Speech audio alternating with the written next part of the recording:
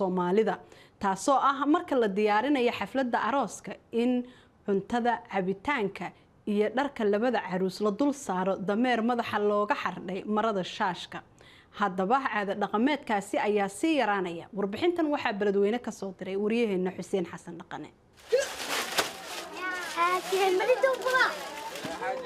dhaqanka ama caadooyinka waxa ay door weyn ka ciyaaraan habnololeedka bulshooyinka aadanaha inkasta oo uu sii dabar go'ayo haddana meelo ka mid ah magaalada beledweyne iyo deegaanada ku dhow waxaa ka jira caado dhaqameed xafladaha aroosyada loo diyaariyo si ka duwan sida dhulka ay Soomaalidu degto haween is-abaabulay oo dhaqaale isku ururiyay ayaa waxa ay ku taageeraan gabadha ama wiilka caruuska raashinka iyo cabitaanka maalinta arooska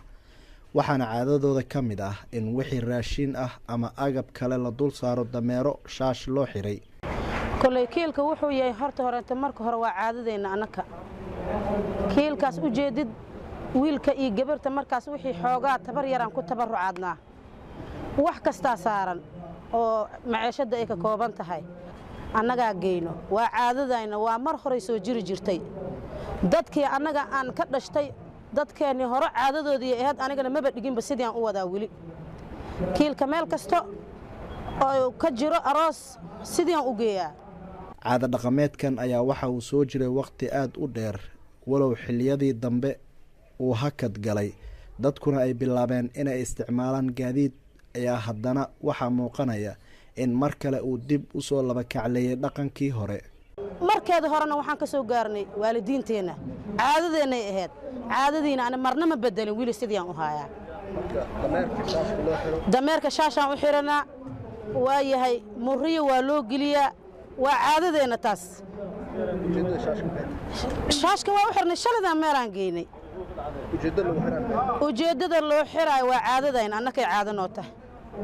waa hidii iyo dhaqankayna ma ka boodi karno mana ka tilaabsan karno xaaladaha amniga iyo ilbaxnimada waqtiyadan casriga ayaa waxay hoos u dhigeen caadooyin badan oo ay dadka Soomaalidu ku soo dhaqmayeen waqtiyo dheer Xuseen Xasan Dhaqane qubanaha VOA beledweyne